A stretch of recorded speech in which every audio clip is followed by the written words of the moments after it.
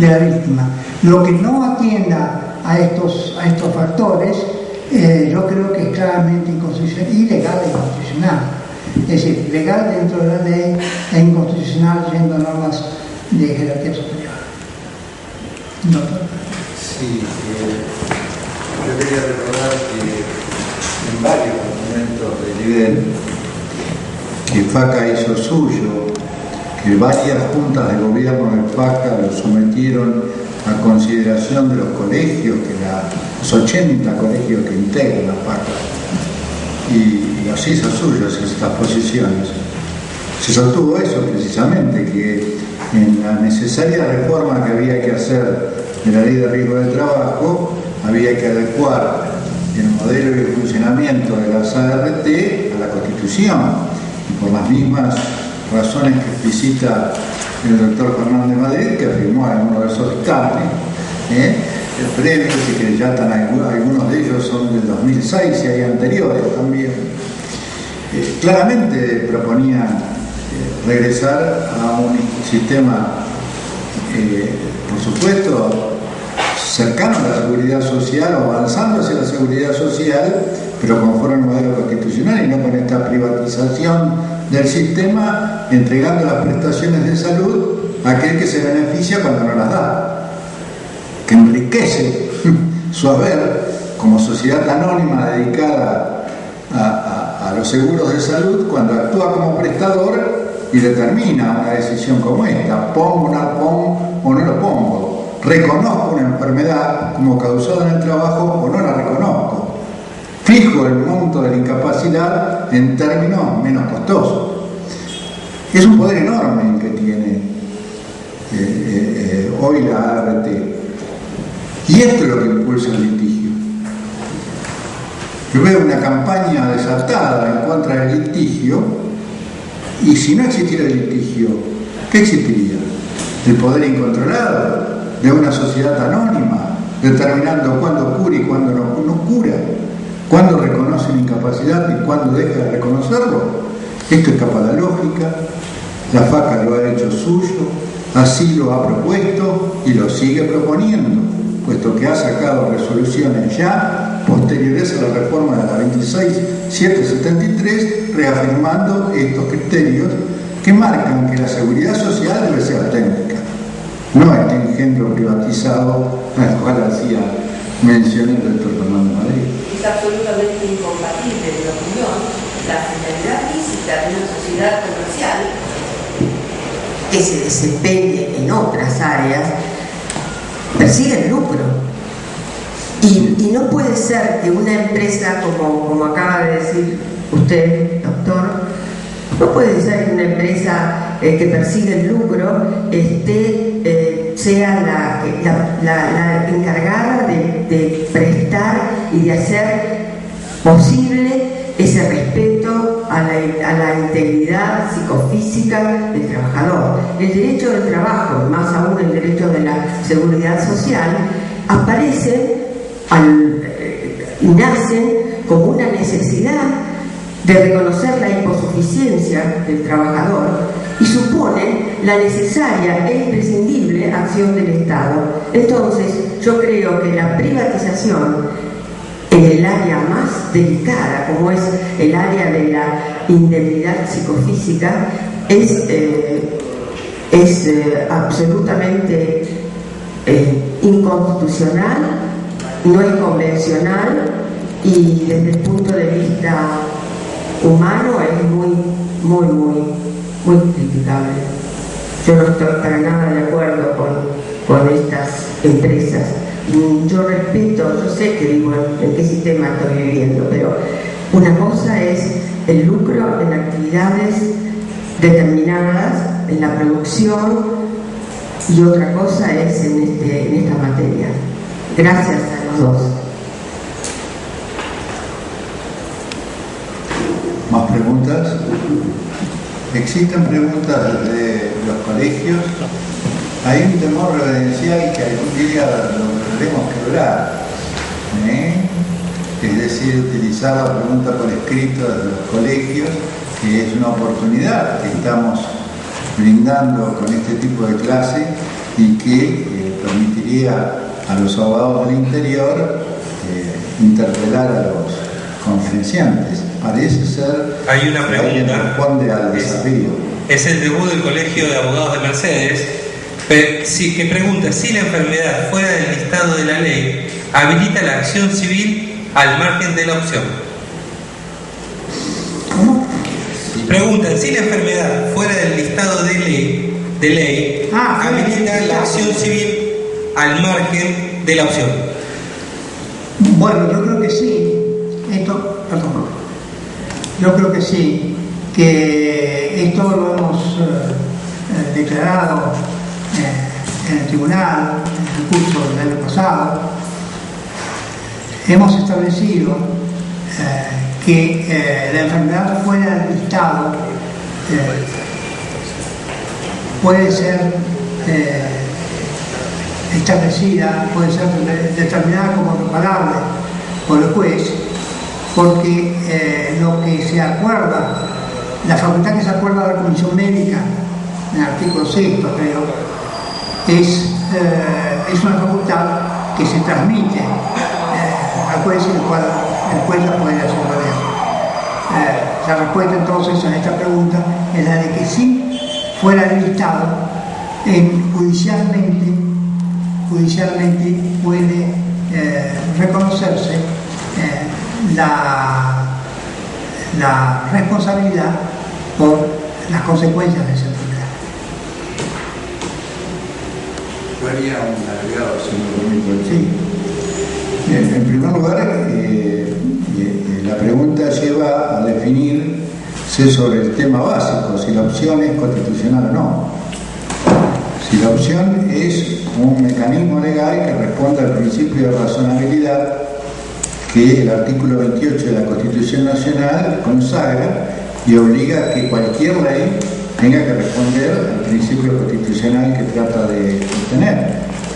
Si hemos sostenido, como lo ha hecho el doctor Fernández Madrid, que el principio de indemnidad tiene raigambre constitucional en el 19, la opción constituida es una forma de renuncia. Es un obligado mecanismo que escapa a la posibilidad de acceder ante el juez natural a la reparación integral. Ha sido un exceso del legislador que peca por contradecer el principio de razonabilidad. Una ley que viene a consagrar mecanismos de reparación para los trabajadores, a través de esta opción ha creado un mecanismo que realmente obliga a que aquel que cobre la indemnización tarifada tenga que ser considerado como renunciado de la reparación integral. Hecha esa primera definición de la cuestión, después podemos ingresar en la otra. Si la enfermedad no listada, pese a que no está listada, da derecho a integrar la acción de seguridad básica del sistema. Es decir, si una enfermedad como la espondiloartrosis o la hernia que está prometida desde siempre, las varices, que siempre han sido consideradas enfermedades causadas o concausadas por el trabajo, no llega nunca a la consagración dentro del listado, es prometido constantemente, han pasado décadas, lustros, con la promesa de ingreso, solo le queda al juez la posibilidad de reconocer si la causalidad existe o no, y si el trabajo ha sido factor dañante. Como el legislador actúa con total indiferencia social a esta problemática y avanza no al compás de la medicina laboral, no al compás de la mejor jurisprudencia, sino partiendo de la base de que él es el dueño de decir cuándo no hay relación causal entre enfermedad y trabajo, el listado cerrado también cae, por las mismas razones, por la irrazonabilidad del sistema, que fueron las que siempre hicieron aparecer en el escenario de la ley de accidentes la enfermedad de accidente. Nosotros empezamos con un listado de enfermedades que en la versión francesa que lo creó provocaba en Viadelmacé la mofa más clara de lo que ha dicho usted. Tenía 3 enfermedades. Para el año 25, la OIT tenía un grupo de 15 enfermedades profesionales. En la actualidad tiene grupos de enfermedades, de cientos de enfermedades reconocidas causalmente. Creer que el legislador argentino y su ente reglamentario, que es la policía administrativa a través de los mecanismos de inclusión a la enfermedad, va a comprender toda la complicidad del mundo del trabajo y sus consecuencias dañosas, es una ilusión que está construida nada más para limitar el costo empresario de las ART. Es para tratar de dar al seguro unos límites de cubrir algo que sería difícil de cubrir si tuviera que estimar. Esto no es sostenible. La enfermedad llamada accidente, la enfermedad que no está en el listado, declarada como causada por el trabajo, tiene que integrar el sistema y tiene que contar con los beneficios del sistema, no ser una reclamación extrasistémica. Es decir, tiene la posibilidad que incluso que ante la insolvencia del empleador no asegurado, la caja de garantía la pague. Es decir, integra el sistema. Los límites tarifarios en la medida razonable también dan derechos de la seguridad social. Este no es solo un problema con el empleador, este es un problema de la correcta administración de los fondos de la seguridad social. Entonces, este es el otro aspecto de la cuestión. Las enfermedades ingresan no solo en la reclamación sistémica, sino también en la reclamación sistémica, razonable e integral, por todas las mismas razones que puso antes el doctor y que se van desarrollando y le están dando una detrás de otra como un proceso que va en cadena. Acá se citó al doctor Goldenberg y en este punto resulta muy oportuno señalar cómo cuestionó una doctrina de la Cámara de Trabajo de la Sala Tercera, concretamente un criterio del doctor Guibur, cuando establecía que estaban excluidas de la protección del régimen de accidente de trabajo patologías como las enfermedades columnarias, porque se señalaba que ahí no había un daño por el riesgo, vicio de la cosa, sino a propósito de la cosa. Esa locución, a propósito de la cosa, se extendió a lo largo y a lo ancho del país, hasta que Goldenberg planteó concretamente y desde una perspectiva filosófica rigurosa y científica el tema de la causalidad adecuada, que recoge la Corte en el fallo Cota, cuando Pastorecci, el cual fue abogado, cuando establece que, y lo recoge también Cornaglia cuando habla que las cosas no son las que dañan, sino que en definitiva es el riesgo objetivo de quien elige trabajar con esas cosas, que si se ocasiona un daño en la actividad debe ser resarcido. Lo que debe establecerse es el nexo de causa. Esto pasaba con las enfermedades columnarias, sobre todo en la industria textil, en que la trabajadora que podría colocar los usos en los distintos lugares del telar, con esos movimientos, al cabo de un tiempo producía un severo deterioro del cuerpo. Y esos movimientos estaban inexorablemente condicionados por la ubicación temporespacial de la máquina y los movimientos que exigían de la trabajadora. Y así se derrumbó esta doctrina caprichosa, aparentemente fundada en la lógica formal de Guibur, a través de esta investigación severa que hizo Goldenberg. Pastorecci era el rachín, es decir, el que trabaja en la industria naviera, en los fondos de los buques, raspando, pintando, preparándolos. Las posiciones del cuerpo tienen que ser adecuadas al lugar donde trabaja y la lesión en la columna llegaba naturalmente a esas posiciones viciosas como esa, con esas consecuencias. Así que esta, además de ser Goldenberg el gran civilista que el doctor marcaba, que nos laboralizó a nosotros y laboralizó al derecho civil. Que a nosotros nos civilizó, nos laboralizó al derecho civil. Fue el abogado que llevó esa causa, y su obra más valiosa es sobre la causalidad, que es una obra del derecho civil importantísima, y que él siempre fue un gran animador de la vida colegial, y por más de 30 años presidió el Instituto de Derecho Civil de San Isidro, el Colegio de Abogados de San Isidro, que fue famoso por la importancia de su dictamen. Yo quiero señalar que hoy esta discusión no tendría lugar, porque la jurisprudencia reconoce de manera generalizada la existencia de responsabilidad toda vez que se establezca la relación causal. Que creo que hay margen para así decidirlo en función de las propias normas legales. No hay posibilidad de ejecución válida.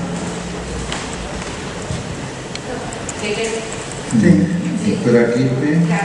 No, que quería señalar que la naturaleza, una de las cosas más importantes que me llevo y que vengo aprendiendo del doctor Corná y del doctor Fernández Valdís, es resaltar la naturaleza contractual del principio de integridad, que da respuesta a muchas cuestiones, digamos, desde la óptica y desde la mirada del control de trabajo. Digamos, cuando nace la responsabilidad del control de trabajo, le estamos dando respuesta a muchas discusiones que aún quedan vigentes y que hoy se está empezando a entender, por ejemplo, con el tema de la competencia, el cual hacen la apertura, más allá de la opción o la opción, a través de tener en cuenta esta responsabilidad contractual. Por eso me parece importante indagar y seguir los caminos de ambos que abrieron, y que realmente los tribunales todavía no tenemos tanta respuesta, ¿no?, con este tema. Y esto, bueno.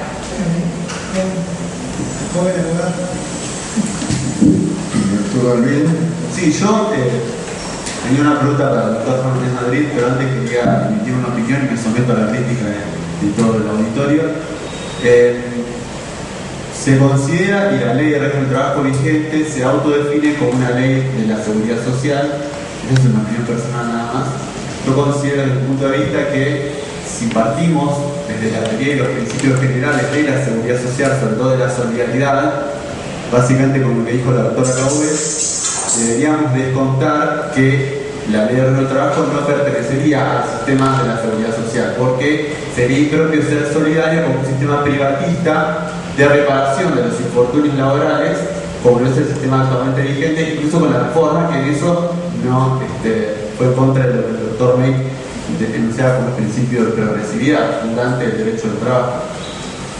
Eso es una opinión personal. Y la pregunta al doctor Fernández Madrid, ¿qué opina usted respecto de la teoría de la aplicación inmediata de la ley laboral más beneficiosa? Bueno, este es un problema. Con el decreto 1649, así lo hemos resuelto. Es decir, hemos considerado propia la aplicación inmediata. El tema se plantea ahora con esta ley. Esta ley aplicada a hechos anteriores. La jurisprudencia general está listada en el sentido de que esto sería una aplicación retroactiva de la ley, no una aplicación inmediata. Yo no tengo, es decir, lo tengo resuelto para el decreto, no lo he tenido que resolver para la ley. No pienso que tendría que ser una solución similar, pero espero que se me presente el caso para opinar, porque realmente acá hay un cambio sustancial del régimen indemnizatorio, pero claro, puede decirse lo que se dijo con la aplicación del decreto, que la voluntad del legislador es dar un resarcimiento de mínima que es de alguna manera atemporal. Así que toda vez que se reclame, ahí hay que aplicarlo. Y algo de esto se ve en el caso Ascua, creo. Es decir, los casos en que hay una gran similitud entre lo reconocido por el sistema y lo que le correspondería al trabajador razonablemente. Yo creo que todo esto es todo un tema importante, un tema que no es sencillo y que merece ser estudiado profundamente. En principio, en el precedente que menciono del decreto se resolvió en el sentido de que correspondía a la aplicación inmediata del decreto.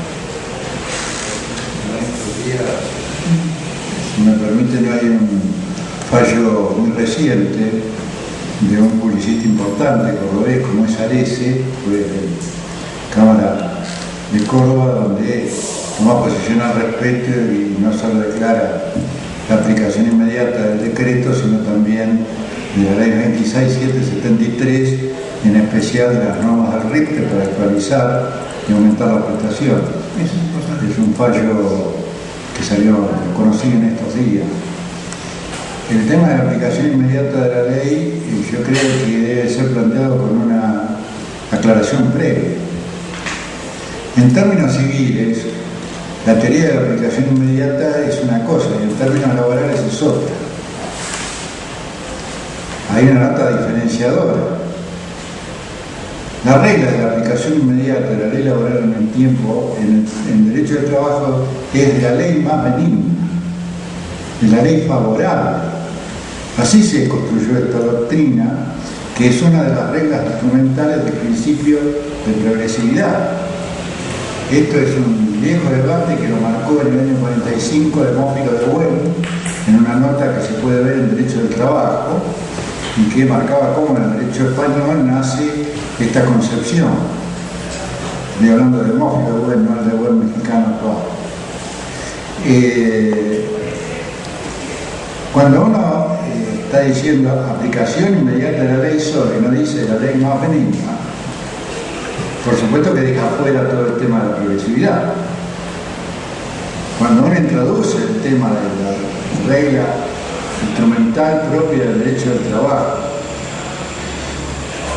de esta manera, lo está haciendo como en el derecho penal, con referencia a la ley más benigna y el reo. Esta es una disciplina que no es la del derecho comercial. Y esta es una problemática distinta. Esta es una disciplina construida a partir del garantismo. A eso iba cuando decía la pregunta con Encerrona, antes de la garantía. Las obligaciones de resultado que responden a cláusulas de responsabilidad objetiva son típicas del garantismo. Y esta interpretación de nuestro derecho y de la regla instrumental del mismo solo puede hacerse en el marco de la lógica del garantismo y a partir de la ley más benigna. Ese es el filtro que debe determinar qué se aplica o qué no se aplica de esta sucesión desregulante de normas a veces menos.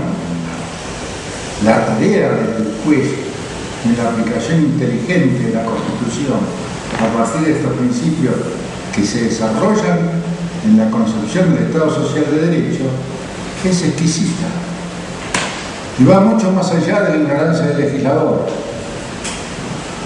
en la construcción de una justicia inteligente con sentido social, ¿no?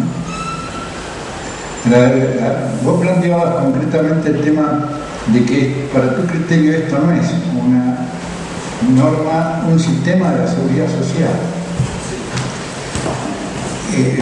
desde el punto de vista de la posición de FACA, es un seguro social obligatorio, que es la forma más primaria que tienen el desarrollo de los países, la seguridad social.